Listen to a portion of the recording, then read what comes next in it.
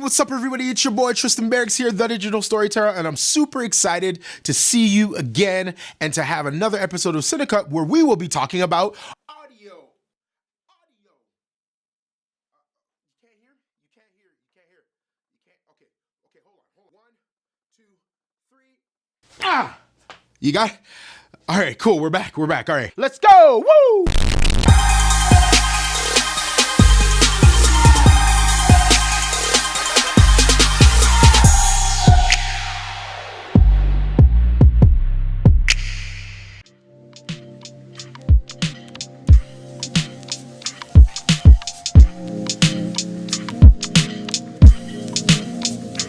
So many of you have asked me, how do I get such crispy, clean audio for my vlogs? And I thought, it'd be a great idea to show you what I do, but also to show you some of the options that you have in terms of recording audio for your vlogging needs. Now, again, this will span from pretty low budget options all the way up to high-end more expensive options. But at the end of the day, what I want you to take away is whatever you need to be able to make better videos by recording better audio.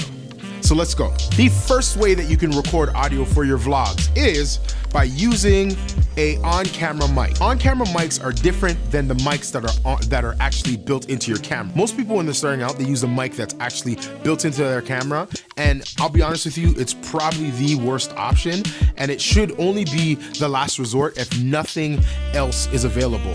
This Rode VideoMic Pro is actually a very, very versatile and well-rounded sound option. You basically place this mic on the hot shoe on top of the camera, and you screw it in here, and then you plug it into the mic input on your camera. And then that's really all you have to do. You got a couple switches at the back here that controls the sensitivity of the mic and also the functionality of it being on or off. It allows you to record your audio straight from the mic directly to the camera. So what I'm gonna do right now is I'm going to actually plug this mic in so you can actually hear the difference in how this sounds in comparison to the other mics I'm using. So this is how the Rode VideoMic Pro mic sounds when it's connected to my C100 about, I would say, maybe 3 to 5 feet away. And again, the thing that you want to notice is how the highs sound and also how the lows sound, how clean the audio is, and if it's picking up any other background noise or just the ambiance of the actual room. And that's something that's really important. Every room has an ambiance or has a sound or has a noise that the mic will pick up. That will actually generate additional work for you in post. This mic is a really great setup for when you're doing a vlog and you just want to have something right here and you're, having the camera out like this and you're talking to the camera, it's pointed right towards you, and because you're so close, it's able to have a good pickup pattern. But it's not great for, let's say for instance, if you're doing like an interview, it's not the greatest mic for that. But if you're pointing it in a certain direction and you're trying to get concentrated sound on a person in a noisy situation, it's a really good option, especially if you're just running and gunning. So that's when I would use this particular mic. The next sound option that I use quite a bit for my interviews or for when I have a chance to really be able to set up in a closed and confined space to get crisp, clean audio is using a lav mic. So this Sennheiser NTG3 set is basically a sender and a receiver. So this is what we call a wireless setup.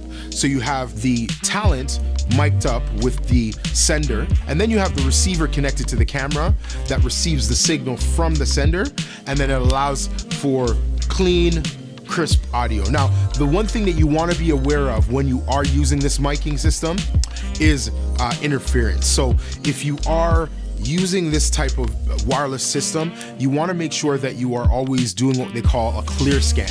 Now, what clear scanning is basically when you are telling the device to find the cleanest channel possible to transmit the signals from one pack to the other. Because if you don't do that, what will happen is if people will have cell phones on, if they're using radio frequencies like radio speakers or other devices that are actually transmitting on that same signal or on that same frequency, it can actually break up the frequency of these two devices talking together. So essentially think of it like a barrier. You want to be able to find the cleanest, clearest way to send the sound from one pack to the other. Imagine if you're doing a really important interview and you didn't do the clear scan, and all of a sudden you have a whole bunch of static in the middle of the interview and you can't do it over again. That would really suck. So I'm gonna set up the lavalier mic on myself and on to the C100, and then you can have a listen to how it sounds. So here's the lav mic. I'm about to place it or show you where I like to place it. One thing that you want to be aware of, if you are applying a lavalier mic to a woman or a female, you want to give them the opportunity to place the mic unless they're totally comfortable with you being in sort of their chest area. It's really important to make sure you respect people's space and respect people's comfort level. But if they are okay with it, what you want to do is you want to place it really kind of central, close to the cleavage in this area, both for men or for women, because you're going to get the best sound levels there. So what I'm going to do is I'm just going to clip it right here. Normally what I would want to do with a lav is I would want to hide this cable. I don't really want the cable to be shown. It's just not a good look. So as you're listening to it, you can definitely hear the difference between the mic that I'm using for my boom, which is this. This is the mic that I'm using for my vlogs like 90-95% of the time, which is the Rode NTG4 Plus, which I'll talk about a little bit later. This is how it sounds, and it's about maybe a foot or a foot and a half away from my mouth, and this is the way it sounds. And then this is also the way the lav sounds, that is placed very close to my mouth and very close to my neck and chest area. So it's picking up the vibrations and the sound that's coming from my chest and coming from my mouth, and it has a circular type of pickup pattern. So that will actually work in my favor in terms of being able to allow me to get the cleanest, crispest type of audio sound. So really it just depends on what you're trying to do. There's a company out in the West Coast, they make lavalier mics called Aspen Labs.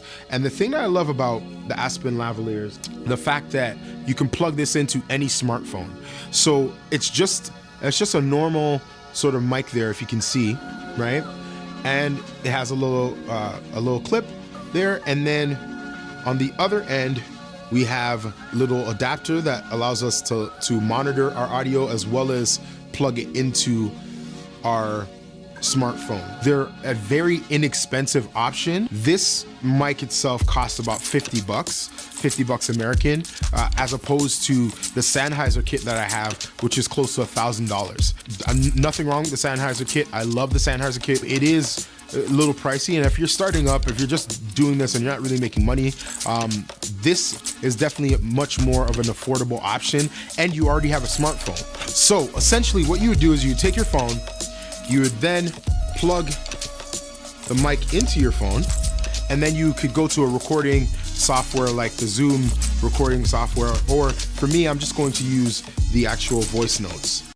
Testing 1, 2, 3, and right now I am recording on voice notes using the Aspen mics, and this is how it sounds. It's pretty good. I think the sound performance on these mics are really good, considering the fact that really and truthfully, it's only about $50, $54, $55 to buy one of these mics. You can just walk around with it. I usually carry one just in case of anything in my bags, in each one of my camera bags. So again, it could be as simple of a setup as this, or it can be more complex in terms of having a wireless pack like the Sennheiser. So the last sound option that is available to you and that is a little bit more higher end is boom mic. So this boom mic that I have right now is the Rode NTG 4 Plus model, a boom mic that is used by so many people. It's a really nice boom mic. It's about $400 for it, I think $400 or $500, but it's just so flexible. It has a built-in battery, which I love, rechargeable battery, and I just send the recordings directly to my Zoom F8 recorder, which is a field recorder that allows me to do a lot more professional sort of changes with my audio. I knew that, you know, I'm filming in my basement.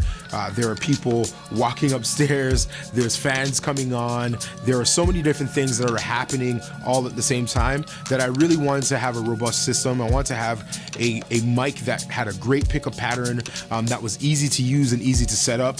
But not only that, I also want to have a digital recorder, a field recorder, camcorder that would be able to allow me to have great audio sound and great audio dynamic range. If you're anything like me, you focus a lot on your visuals and sometimes your audio is not always on point. So what I did was I made a conscious effort a few years ago to purchase really dope audio equipment so I didn't have to worry about that moving forward. And even if I made a mistake, because the equipment was so good, it was very forgiving even when I made mistakes. Well, that ends another episode of Cinecut with your host, me, Tristan Barracks. I hope you enjoyed yourself and you liked what you saw. Now, if you have any questions or comments, please leave it down in the comments below, as well as if you like this video, please give it a thumbs up. And if you like my channel or appreciate my channel and love the content that I'm making, please consider subscribing by pushing the subscribe button below and being a part of the community and the culture, because I do it for the culture. Anyways, have a wonderful day, stay creative, stay positive, and stay blessed. Peace.